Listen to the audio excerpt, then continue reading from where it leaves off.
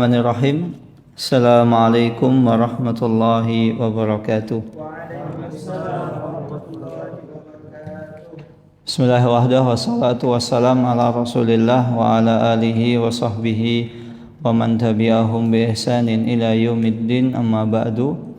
Allahumma sahli sadri wa yassir li amri wa hlul 'uqdatam min lisani yafqahu qawli. Allahumma inna nas'aluka ilman nafi'an wa rizqan tayyiban wa amalan mutaqabbalan. Allahumma alimna ma yanfa'una wa zidna ilman wal huda wa tuqa wa salaha ya rabbal alamin.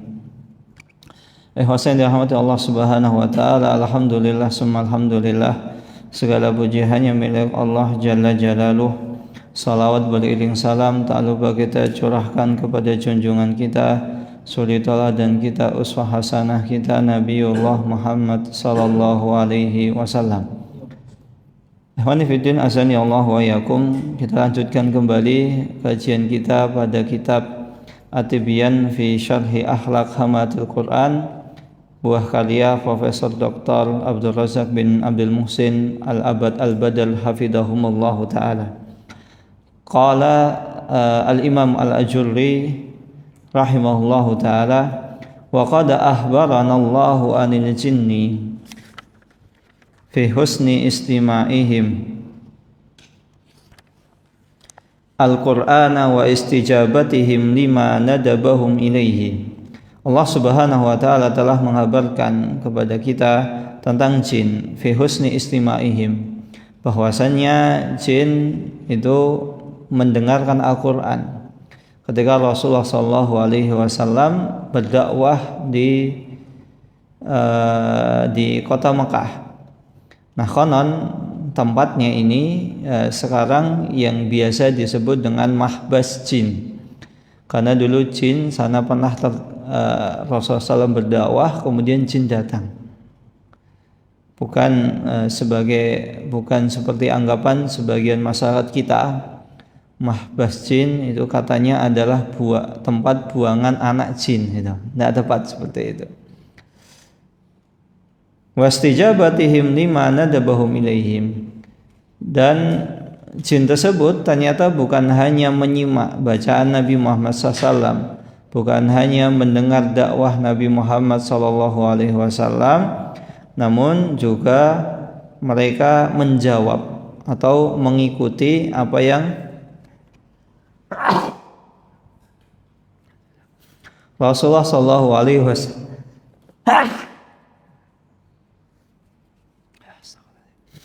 Tapi ternyata mereka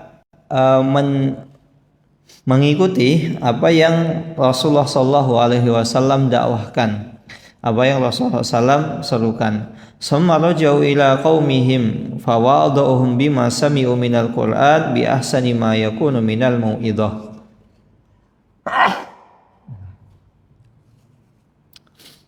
Kemudian mereka kembali kepada kaumnya, kepada sukunya.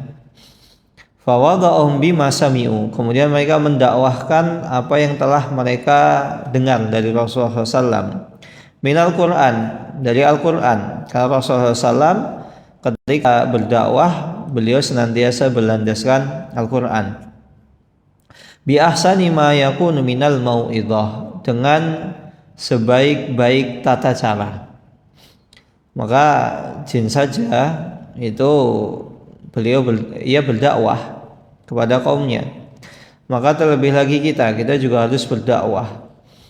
Dan bi ahsani ma yakunu minal mau'idhah, dan bukan hanya jin itu berdakwah asal-asalan, namun juga ada stepnya, ada tata caranya, ada dengan menggunakan bahasa-bahasa yang baik, bahasa-bahasa yang sopan, kemudian dengan trik. Tidak seperti kita, sebagian kita terkadang ada orang yang belum lama hijrah menemukan kebenaran, oh ini yang benar, ini yang salah, ini langsung pulang ketemu orang tuanya, bapak ibu, bapak itu ahlu bid'ah gitu. Masya Allah, ini luar biasa. Maka tidak tepat. harus ada strateginya. Terlebih lagi orang tua adalah orang yang secara pengalaman mereka lebih tahu. Pengalaman mereka lebih banyak dibanding kita. Asam manis, pedas, kecut, dunia dakwah mereka sedikit banyak sudah mengalaminya. Maka kita perlu strategi, tidak langsung serta-merta kita datang langsung ketemu orang. Bapak misalnya masih isbal, Bapak celananya potong Pak, kalau enggak Bapak masuk neraka. Atau misalnya orang tua masih misalnya pekerja bank, Bapak kalau enggak resign sekarang, Bapak siap-siap Pak masuk neraka Pak. Ya enggak tepat, ada tata caranya. Dan dakwah yang paling mudah untuk kita terapkan kepada orang tua yaitu dakwah yang membekas pada diri kita sendiri, yaitu apa? Dari asar, pengaruh-pengaruh kita belajar. Setelah kita belajar, sikap kita kepada orang tua itu lebih baik, lebih soft. Tidak seperti dulu ketika diperintahkan nanti, sekarang siap dan 86 laksanakan. Nah, seperti itu. Tidak sering bantah seperti dulu. Ya. Atau misalnya ketika seseorang tidak bisa berdakwah kepada orang tuanya dengan lisan, bisa juga dengan tulisan. Misalnya beli buku atau apa, diletakkan di mejanya. Siapa tahu nanti bapak atau ibu kita membaca. Kita letakkan di tempat-tempat yang biasanya bapak atau ibu di sana. Atau bisa juga dengan cara kita ajak bapak ibu kita ini mendengarkan kajian. Pilih misalnya ustadz-ustadz yang kira-kira cocok. Oh ini ustadz, bapak atau sama ibu tuh cocok ustadz yang seperti ini. Kan ustadz kan sekarang banyak ya pilihannya. Ada yang mohon maaf ya, sangar gitu tampangnya, tapi secara penyampaian itu lembut. Ada yang tampangnya masih muda tapi langsung gas, galak gitu. Kita banyak pilihannya. Bahkan alhamdulillah zaman sekarang dakwah itu secara umum lebih mudah tersebar. Bahkan terkadang ya orang tua kita sudah tahu, kita ketika tahu bapak atau ibu kita senang dengan ustadz ini, bisa kita cari kajian beliau. Ya tidak harus langsung yang spesifik membahas permasalahan orang tua kita gitu. Misalnya orang tua itu pegawai bank, langsung cari misalnya hukum riba Ustadz Fulan gitu. Jangan cari yang umum tentang penguatan tauhid. Karena dengan penguatan tauhid nanti seseorang pondasinya akan terbangun. Beda kalau masalah fikih terlebih lagi. Seseorang kalau kaitannya dengan harta, dengan uang, itu hawa nafsunya jauh lebih tinggi. Karena kaitannya dengan uang. Tidak ada orang yang mau ladangnya itu osak-asik lah, kata bahasa orang, diganggu. Walaupun sampai pun dia sudah tahu ini kebenaran, nah ketika ladang saya, mata pencarian saya diganggu, maka saya tidak mau menerima. Maka kita cari yang misalnya Ustadz Fulan bab masalah tauhid atau pengaruh tentang adab rumah tangga. Karena biasanya kadang Ustadz itu ketika menjelaskan tentang bab rumah tangga, parenting dan lain sebagainya tidak jauh-jauh dari perkara tauhid, karena perkara tauhid adalah hal yang paling dasar. Nah, ketika pondasi tauhid sudah terbentuk, maka insya Allah kira-kira sudah agak lama sudah mulai terbentuk, baru gas hukum riba misalnya. Insya Allah lebih mudah untuk diterima. Harus ada triknya, nggak langsung semuanya digas. Jin saja demikian, apalagi kita ini makhluk Allah Subhanahu wa taala yang paling sempurna. Makhluk Allah, jin itu juga makhluk Allah. Artinya apa? Kita dengan jin itu lebih mulia kita, lebih sempurna kita. Tapi memang ada khususiat, ada kekhususan yang tidak dimiliki jin, dan kita memilikinya. Begitu juga sebaliknya. Qala ta'ala, Allah Subhanahu wa taala berfirman, "Qul uhiya ilayya annahu istama'a nafarun minal jinni faqalu inna sami'na Qur'anan ajaba." Allah Subhanahu wa taala berfirman, "Qul uhiya." Katakanlah wahai Muhammad, uhiya ilayya, telah diwahyukan kepadaku, annahu istama'a, bahwasanya ada istama'a nafarun minal jin, sekelompok jin itu mendengarkan dakwah Nabi Muhammad sallallahu alaihi wasallam.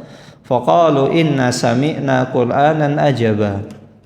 Sesungguhnya jin mengatakan, kami mendengar sebuah bacaan Al-Qur'an yang sangat menakjubkan. Yahdi ila rusdi, yang mana Al-Qur'an tersebut itu menunjukkan kepada kebenaran, kepada petunjuk, kepada hidayah. Maka baca Al-Qur'an itu yang ada adalah baik. Al-Quran itu baik atau lebih baik. Semuanya Al-Quran itu isinya kebaikan. Dan di antara kebaikan tersebut ada yang lebih baik. Fa'aman Nabi, ketika jin tersebut itu menyimak dengan seksama baca Al-Quran, fa'aman Nabi, maka di antara mereka ada yang beriman, menerima dakwah Nabi Muhammad SAW. Walan nusyrika bi rabbina ahada. Dan jin itu juga berjanji untuk tidak menyekutukan Allah Subhanahu wa taala. Syekh Abdul Razak rahimahullah taala, beliau mensyarah Aurada rahimahullah, Imam Al-Ajurri, Abu Bakar Al-Ajurri rahimahullah taala memulai hadal masal adim, sebuah permisalan, sebuah paragraf ini, fi bayani ahamiyati husnil istima'il Qur'an, tentang penjelasan bagaimana ketika seseorang mendengarkan Al-Quran dengan seksama.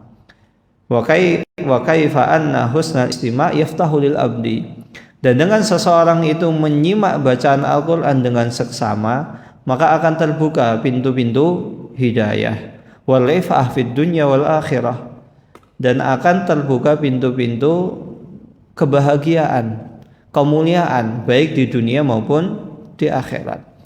Maka orang kalau pengen mulia ya dengan Al-Quran. Tidak ada di muka bumi ini yang membuat seseorang itu mulia kecuali dengan Al-Quran. Bahkan sekelas budak saja yang dia di mata manusia adalah tatanan atau lapisan masyarakat yang paling rendah. Ketika dia memiliki Al-Quran, memiliki hafalan Al-Quran, maka akan dimuliakan. Kita mengenal seperti ulama Atha bin Abi Rabah. Dulunya beliau adalah mantan budak.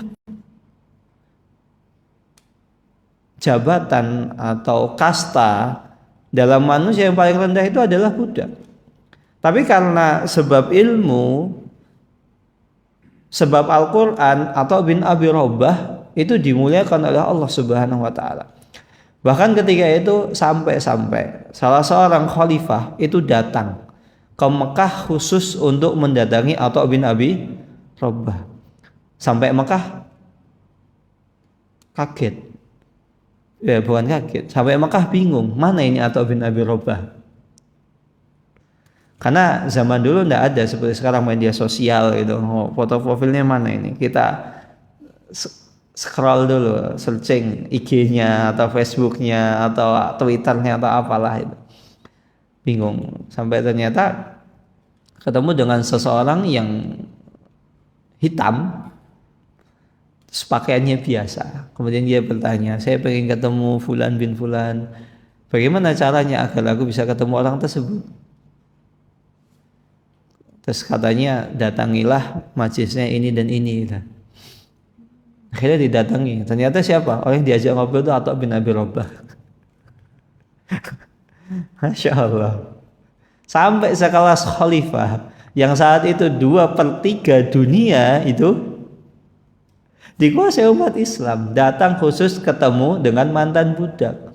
Apalagi yang bisa meningkatkan derajat seorang mantan budak kecuali Al-Quran. Karena Atha bin Abi Rabah adalah imam wa faqihul Makkah, ahli fikihnya kota Makkah. Semua orang ketika memiliki permasalahan fikih datangnya ke Atha bin Abi Rabah.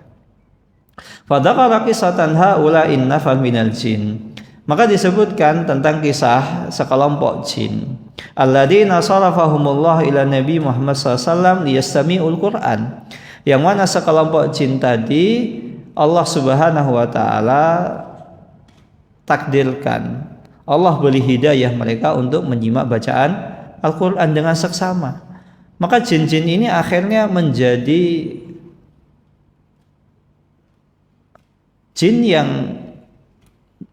secara kedudukan memiliki kedudukan yang tinggi, alim, paham, menjadi dai, bukan seorang. Jin itu bukan orang ya, menjadi dai. Jin ini menjadi dai. Jadi dai itu bukan hanya dari manusia, jin juga. Maka jin itu ada yang mengajak kepada kebaikan, ada juga yang mengajak kepada keburukan. Namun kalau seandainya, kan kita tahu jin itu ada yang baik, ada yang buruk. Maka kalau seandainya ada seseorang yang kerasukan jin, ya jinnya harus diusir. Ya jangan mau ditipu jin. Saya ini jin, saya tinggal 30 tahun di Mekah. Dulu ada kejadian di kampung kami itu ada orang yang kerasukan. Ketika diruqyah ngakunya saya ini jin, nama saya Ahmad. Saya 20 tahun mulazamah di kota suci Mekah. Nah, oleh yang ruqyah, kamu tuh jin, bohong. Kalau kamu 20 tahun mulazamah di kota Mekah, kamu nggak bakalan merasuki saudaramu. Cepat keluar. Kalau enggak, saya bacakan terus panasan. Tidak tepat. Karena jin itu kadang suka berdusta. Maka jangan mau percaya kepada jin. Kalau seandainya dia muslim, ya tidak boleh mendolimi. Karena sama-sama kita ini tidak boleh mendolimi satu dengan yang lain. Wan Nabi, dan Nabi Muhammad SAW mabu'usun ila thaqalain.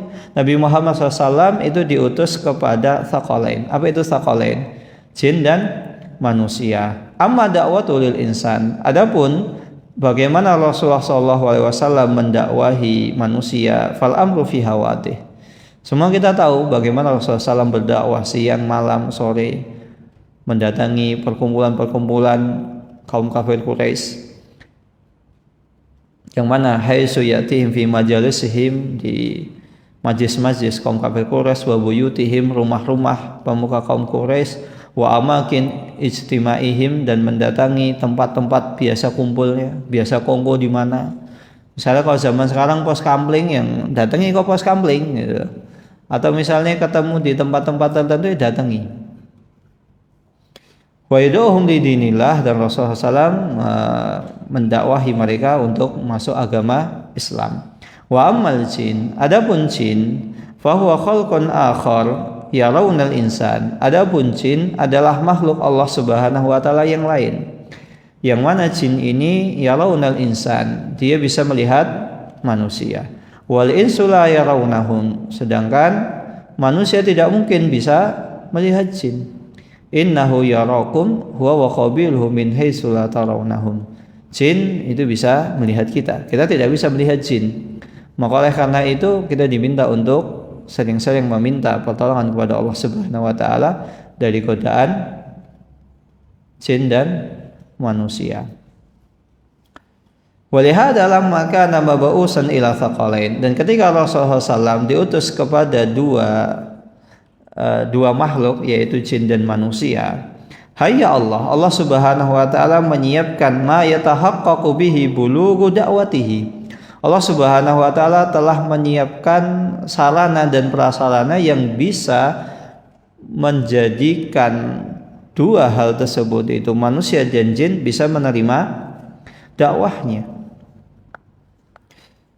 Fayasrifu ilaihi minal jini may yastami'una tilawatahu wa kalamahu. Maka Allah Subhanahu wa taala menjadikan ada sekelompok jin tersebut itu ada yang mendengarkan bacaan Al-Qur'an Rasulullah SAW dan sabda-sabdanya, mendengarkan dakwahnya. Wa yalji'una rusulan wa du'atan ila aqwamihim. Maka setelah mereka mendengarkan bacaan Al-Quran Nabi, mendengarkan petuah Nabi, nasihat Nabi, dakwah Nabi, maka jin ini kembali kepada kaumnya. Rusulan sebagai utusan, wa du'atan sebagai dai, ila aqwamihim kepada kaumnya, sebagaimana disebutkan dalam surat Al-Jin ayat 1 sampai 2. Summa lau ta'ammalta, kalau seandainya kita perhatikan dalam kejadian tersebut, lawajadta anna haula inna faminal jinni makasulahdat qalail. Jika kita perhatikan bahwasanya sekelompok jin tersebut itu mereka sejatinya hanya sebentar saja mendengarkan dakwah Nabi Muhammad SAW. Akan tetapi apa? Fa'ahsanul istima'. Mereka jin tersebut itu mendengarkan kajian dengan seksama. Karena kita fokus mendengarkan kajian itu, masya Allah, manfaatnya luar biasa. Bahkan ada seseorang yang dia kerasukan, bahkan ada yang mengatakan orang tersebut itu gila. Suatu ketika dia datang ke majelis ilmu, sebuah majelis ilmu, kemudian pokoknya saya tidak mau diganggu oleh apapun, saya mau fokus ikut kajian. HP tinggalkan, pokoknya saya tidak mau diganggu. Sampai ada teman yang sebelahnya nih, dengar kajian, fokus sekali, satu kajian, datang kajian, mendengarkan dengan sesama satu kajian. Apa yang terjadi setelah pulang? Setelah kejadian tersebut, orang tadi tidak pernah merasakan gangguan jin yang ada yang dibisikilah, tiba-tiba yang konon katanya dia pernah tiba-tiba terbang, karena jin itu bisa terbang. Yang apalah, tidak pernah diganggu sejak saat itu. Coba bayangkan, datang kajian majelis ilmu, satu kajian menyimak dengan seksama, itu manfaatnya luar biasa. Terlebih lagi kalau seandainya seseorang jin datang kajian menyimak dengan seksama, fokus mencatat, mengambil faedah, insya Allah tidak akan ada bisikan-bisikan yang membisiki dirinya dari jin-jin tersebut. Jin insya Allah bi'idznillah tidak akan mengganggu orang tersebut. Inilah manfaat datang majelis ilmu dan mencatat serta mendengar dengan seksama.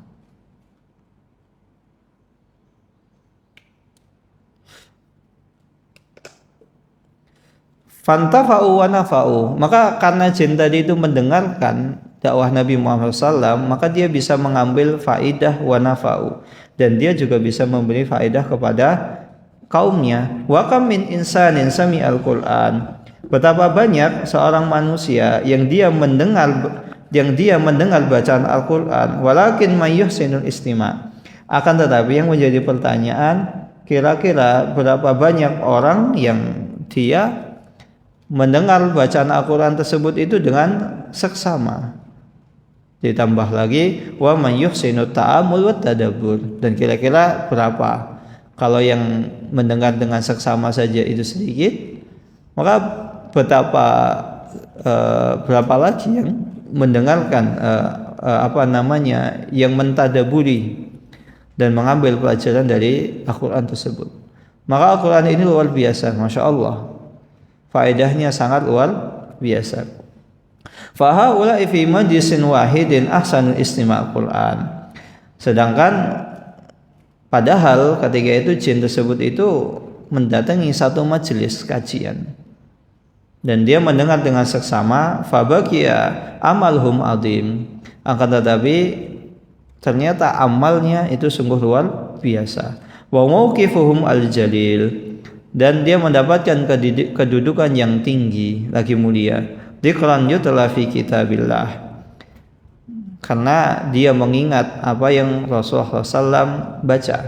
Wa tahawwalu ila du'atin ila dinillah, kemudian dia setelah mendengar, menyimak, mencatat, jin tersebut itu mendakwahkan apa yang dia dengar, apa yang dia catat. Wa ila tauhidillahi biquwwatin, dan dia menyuruh untuk mentauhidkan Allah Subhanahu wa taala. Karena jin ini ada yang muslim, ada juga yang kafir. Dan jin yang kafir ini yang disebut sebagai setan. Maka jin saja itu mendengar dengan seksama, mencatat, memperhatikan, kemudian mengamalkan dan mendakwahkan. Maka tidak ada di muka bumi ini sesuatu yang dibagi itu bukannya berkurang malah bertambah kecuali ilmu. Ilmu itu semakin antum bagi kepada orang lain, maka ilmu tersebut itu akan semakin bertambah, tidak mungkin berkurang. Bahkan tidak ada orang yang bisa mengambil ilmu kita, apa yang kita ketahui, kecuali dengan apa? Allah mewafatkan kita, ilmunya diambil. Tidak ada orang mau mencuri. Sampai resep-resep sekalipun, misalnya ada seseorang menemukan resep sekalipun, kalau seandainya resepnya dicuri, dia masih bisa membuat penemuan tersebut. Tapi permasalahannya, apakah orang yang mencuri resep tadi bisa mempraktekannya? Kan belum tentu. Karena yang bisa mempraktekannya adalah yang punya resep tersebut. Orang mungkin ilmu-ilmu yang kita tulis mungkin bisa dicuri. Mungkin bisa dicuri, tapi tidak akan mengurangi ilmu seseorang. Ilmu seseorang itu dikurangi ketika dia meninggal. Maka salah satu tanda akhir zaman atau dekatnya hari kiamat itu dengan banyaknya ahli ilmu yang Allah Subhanahu wa taala wafatkan. Nah, ketika ilmu dicabut, maka ini menjadi musibah. Maka ketika kita ada kesempatan untuk berdakwah, ya kita dakwahkan apa yang kita ketahui, apa yang kita mampu. Karena namanya ilmu semakin dibagi akan semakin banyak, tidak mungkin berkurang. Ini adalah satu hal yang di muka bumi ini yang tidak ada yang menyamai ilmu. Semua hal di dalam dunia itu ketika dibagi maka akan berkurang, kecuali ilmu dia bertambah. Dan di sini Allah Subhanahu wa taala menyebutkan qalu inna sami'na qur'anan ajaba, kami mendengar Al-Qur'an yang ajaib. Maksudnya ajiban fi jamali mabanihi. Al-Qur'an tersebut itu sangat indah dalam susunan kalimat-kalimatnya. Wa kamalu ma'anihi, dan maknanya itu begitu sempurna. Susunannya itu begitu indah, maknanya begitu sempurna. Wa idhami dalalatihi, dan pengaruhnya itu sangat agung, sangat luar biasa. Wa jamalu maqasidihi wa ghayatihi, dan tujuan-tujuan hal apa yang diinginkan oleh Al-Qur'an itu sangat luar biasa. Karena tujuan Al-Qur'an itu mindsetnya itu bukan hanya kebaikan ketika di dunia saja, namun kebaikan ketika di dunia dan akhirat. Maka Al-Quran senantiasa memberikan motivasi, memberikan petunjuk agar seseorang itu beruntung di dunia dan juga di akhirat. Beda kalau misalnya kita ikut seminar, kita ikut apa, biasanya ya manfaat tersebut hanya bisa kita dapatkan di dunia saja. Dan terkadang dengan seseorang misalnya ikut seminar satu dengan seminar yang lain, terkadang ada sebagian orang itu yang belum bisa mengambil manfaat dari seminar yang dia ikuti. Berbeda dengan Al-Quran. Al-Quran dibaca, diamalkan, dibaca saja tidak paham itu ada pengaruhnya. Orang ikut seminar kalau tidak paham apa yang dijelaskan pematerinya, nggak akan dapat manfaat. Tapi berbeda dengan Al-Quran. Al-Quran seseorang tidak paham saja dia akan mendapatkan keberkahan. Ada pernah suatu ketika ada seorang anak yang bacaan Al-Qurannya luar biasa bagus, luar biasa bagus. Bahkan biasanya Ramadan itu banyak, biasanya sebagian masjid itu mengundang imam-imam yang bacaannya bagus, tajwidnya bagus. Ketika dan tidak jarang di antara mereka itu tidak bisa bahasa Arab. Ada sebagian ya, tidak bisa bahasa Arab. Dia mendapatkan, artinya kalau dia tidak bisa bahasa Arab, bahkan ada yang hanya suaranya bagus, dan ketika membaca Al-Quran bagus, orang akan senang, oh ini Masya Allah, ini anak ini bagus. Padahal belum tentu dia bisa menyampaikan, bisa memahaminya. Nah, dia sudah bisa mendapatkan manfaat. Nah, ini yang saya maksud di sini adalah ya ada orang yang tidak paham secara ilmu juga tidak tidak begitu mumpuni, tapi bacaannya bagus, baca Al-Quran bagus, itu sudah orang akan Masya Allah ini. Bahkan ada terkadang di sebagian masyarakat itu ada orang yang nggak bisa apa-apa, tapi dia cuman hafal satu surat, itu diundang kemana-mana acara, dan dijadikan sebagai seorang, dianggap sebagai kiai, padahal dia cuman hafal satu surat, yaitu surat yang ada di juz 20.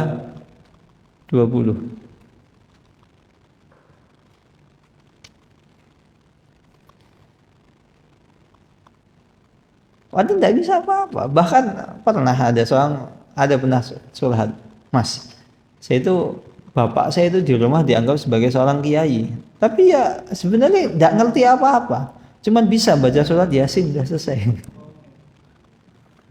Itu sudah dianggap sebagai kiai, sudah diagungkan, sudah diminta itu, padahal nggak bisa bahasa Arab. Bahkan bapak pernah tanya, Pak, kalau orang datang itu bapak doain apa?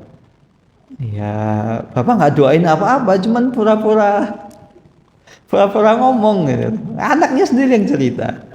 Sepekan yang lalu cerita anaknya. Datang curhat gitu. Kemudian cerita, saya seperti ini, bapak saya seperti ini. Masya Allah. Ini hanya bisa satu surat di dalam Al-Quran.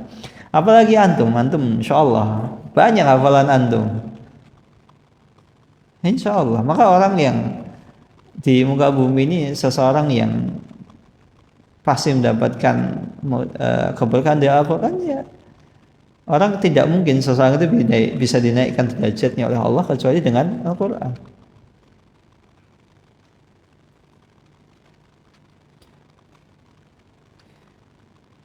Wa kamalu ma'ani wa adimi dalalati wa jamalu maqasidihi wa ghayatihi bima yubkhirul uqul. Yang mana makna-maknanya, apa yang terkandung di dalam Al-Quran itu yubkhirul uqul, membuat akal-akal manusia itu mendapatkan inspirasi. Menjadi akal manusia itu menjadi cemerlang. Bakhir itu kan kemilau itu, silau, yubkhirul uqul.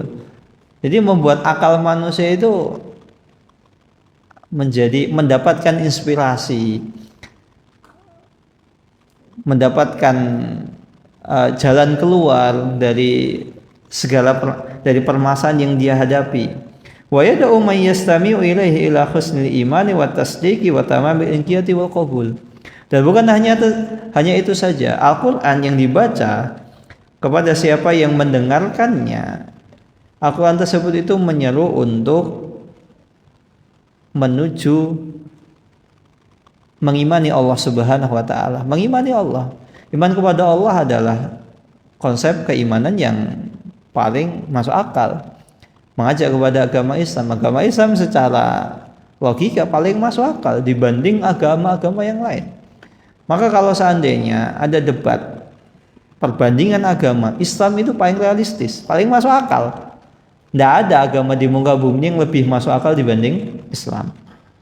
Wa tasdiq, dan mengajak untuk mempercayai Al-Quran, menjadi orang yang jujur, menjadi orang yang baik di depan juga baik di belakang. Bukan baik di depan saja, tapi di belakang menusuk.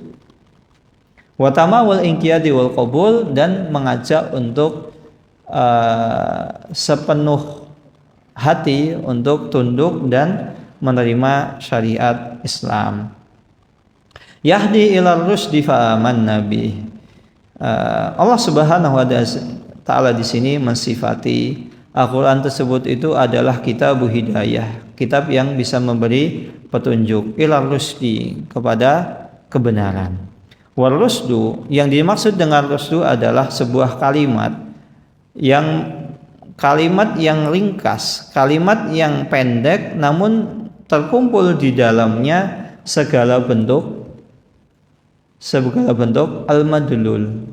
Apa itu madlul? Segala bentuk nasihat, segala bentuk ajaran. Yang mana ajaran tersebut itu menunjukkan akan sempurnanya ilmu dan amal seseorang. Fi ma yad'u ilaihi min ilmin wa ma yad'u ilaihi min amal. Jadi orang yang rusyd, orang yang mendapatkan petunjuk adalah orang yang secara ilmu dan amalnya itu adalah mumpuni, sempurna. Al-Quran mengajak demikian. Maka orang yang mendapatkan petunjuk, orang yang ngaji itu ya secara ilmu dan amal ya mumpuni. Bukan hanya ilmunya bagus, tapi secara amal enggak, nol besar. Na'udzubillahi min dzalik. Li'anna ar-rusyda taratan yudkaru maqrunan bil hidayah wal huda. Karena rusydu, petunjuk itu terkadang disebutkan bergandengan dengan hidayah. Wa taratan yudkaru wahdaha kama fi hadhil ayat. Dan terkadang juga disebutkan secara sendirian. Ringkasnya, ketika dia disebutkan bersama hidayah, maka rusydu ini memiliki makna tersendiri. Dimaksud orang yang rusydu dalam bahasa dalam fikih, khazanah fikih, rusydu itu adalah orang yang sudah berakal. Maka orang yang berakal adalah orang yang beramal soleh. Sedangkan huda atau hidayah itu identik dengan ilmu yang bermanfaat. Ilmu yang bermanfaat itu ilmu yang diamalkan. Wa idza dzukira rusdu wahdahu, dan ketika rusdu tersebut disebutkan secara sendirian, syamulal amrayni, maka mencakup keduanya, ilmu dan amal. Fa kalimatul rusdi kalimatun jami'ah, maka kalimat rusdi adalah kalimat yang mengumpulkan ilmu dan amal seseorang. Jami'atun tajma'u tamamal ilmi wa tamamal amal. Maka yahdi ila rusdi, Al-Quran tersebut itu mengajak seseorang untuk beramal, bukan hanya sekadar teori. Kalau sekadar teori, ilmunya belum nafi, ilmunya belum bermanfaat, juga harus dipraktekkan. Dan ilmu itu ketika dipraktekkan, maka ilmu tersebut semakin rosih, semakin mendalam. Nah, antum bisa praktekkan. Misalnya antum baru tahu ilmu apa, antum praktekkan, maka insya Allah antum akan semakin pakar, akan semakin rosih. Diajarkan akan semakin berkah, semakin banyak. Akhirnya tahu ini, tahu itu, menemui ini dan menemui itu. Karena sebab apa? Kita mengamalkan apa yang kita ketahui. Dan di sini Allah Subhanahu wa taala tidak menyebutkan summa amma nabi, akan tetapi disebutkan dengan ataf. Maksudnya adalah aqbalu bi sur'ah ala hadzal Qur'an fa amanna bi. Maka ketika engkau mendapatkan petunjuk, ya langsung segera beriman. Jangan ketika saya tahu ini yang benar, tapi nanti ajalah. Banyak orang tahu kebenaran, yang benar itu mana. Tapi terkadang masih timbang-timbang untuk mengambil kebenaran tersebut. Padahal secara ilmu mumpuni. Ada orang yang mengetahui ini bid'ah, ini haram, ini halal. Tapi terkadang karena berkaitan dengan ladang pencaharian, mata pencaharian, orang tidak segera mengambil kebenaran tersebut. Karena masih diliputi mungkin keraguan-raguan, kurang yakin dengan dirinya sendiri.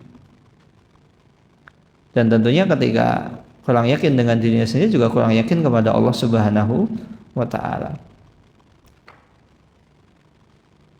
Walan nusyrika bi rabbina ahada, ini adalah dalil yang jelas akan kuatnya iman seseorang.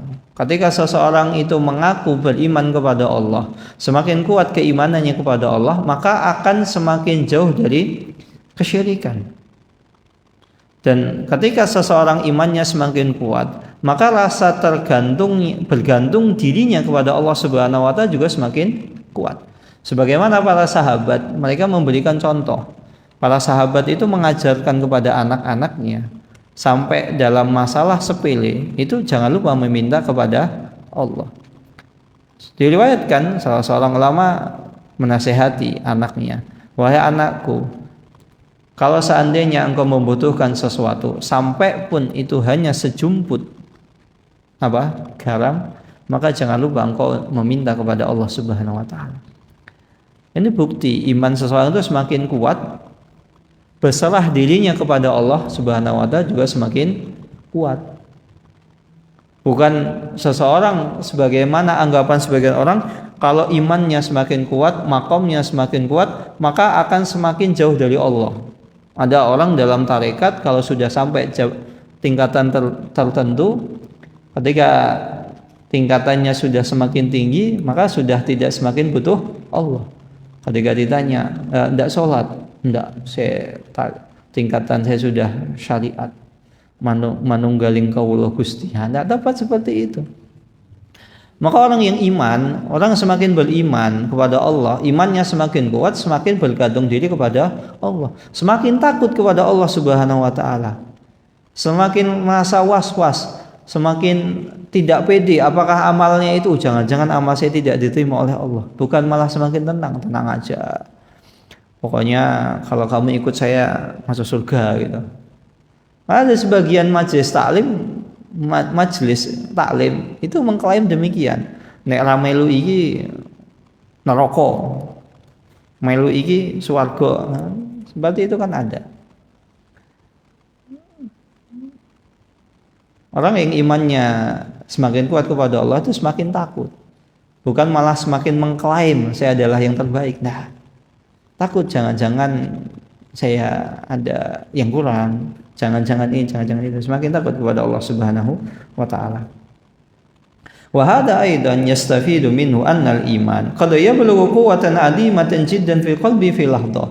Dan ini menunjukkan bahwasannya pengaruh keimanan seseorang itu sungguh luar biasa. Jin yang tadi mendengarkan ceramah kajian Rasulullah SAW, bacaan Al-Quran Rasulullah SAW sebentar, tapi pengaruhnya itu sangat luar biasa. Langsung dipraktekkan, diamalkan dan didakwahkan. Idza manallahu ala hadzal qalbi wa fataha alaihi husnal ihtida'i bi hidayatil Qur'an. Ketika Allah Subhanahu wa taala telah menakdirkan seseorang, Allah Subhanahu wa taala telah membuka hatinya dan Allah Subhanahu wa taala telah membukakan cakrawala pikirannya sehingga dia bisa mendapatkan hidayah dari bacaan Al-Qur'an. Fa innahu yaqifu 'alal burahin. Maka orang tersebut akan berdiri teguh di atas petunjuk. Alladzi tastawli 'alal qalbi, yang petunjuk tersebut, hidayah tersebut telah bersemayam di dalam hatinya. Wa yakunu laha sultatun 'alaihi, dan dia memiliki kekuasaan, memiliki hujjah, memiliki pondasi. Maka tidak akan mudah seseorang itu akan digoncang. Kena syubhat, tidak mudah terkena syubhat, tidak mudah terombang-ambing, tidak mudah FOMO ya. FOMO ikut sana ikut sini, gampang ikut tren, kayaknya ini bagus, ini kayaknya bagus. Nah, akan mudah. Orang yang rajin ngaji itu orang yang bukan orang yang gampang dikit-dikit minder, insecurean. Tidak akan mudah insecurean, kecuali insecure kepada Allah Subhanahu wa taala.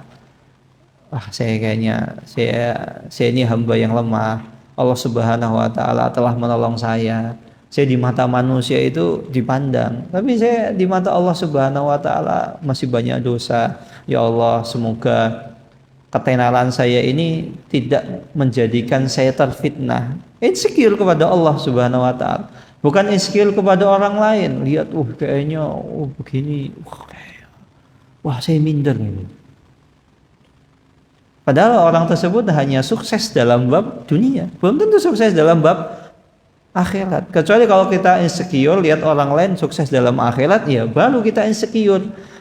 Terkadang orang cuma sukses dalam bab dunia, belum tentu dia sukses dalam bab akhirat, kita insecure.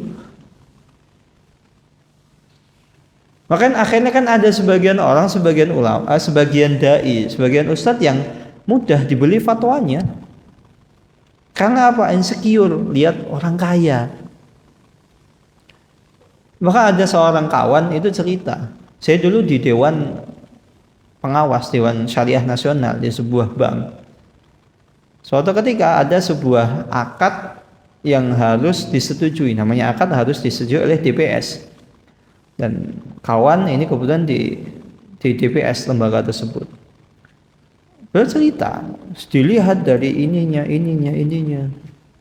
Wah, ini nggak bisa ini dikatakan akadnya ini syar'i, mubah atau halal, nggak bisa.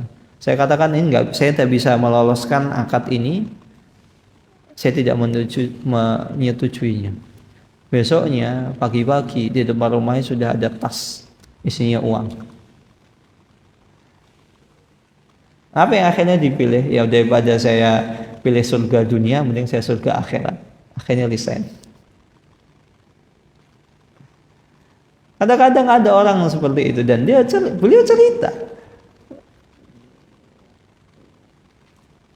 Ini godaannya sungguh luar biasa. Ada sebagian orang akhirnya tidak kuat, ya sudah akhirnya sudah dihalalkan. Lumayan dapat duitnya. Insecure kepada orang kaya. Maka wala tastar bi ayatillahi tsamanan qalila. Janganlah kita menjual firman Allah Subhanahu wa taala dengan harga yang rendah, harga yang murah. Nasallallahu salamat wal afiyah. Karena selama seseorang itu masih hidup, tidak mungkin seseorang itu ada jaminan dia akan terbebas atau diselamatkan dari fitnah dunia. Maka kita harus senantiasa banyak-banyak berdoa semoga Allah Subhanahu wa taala melindungi kita.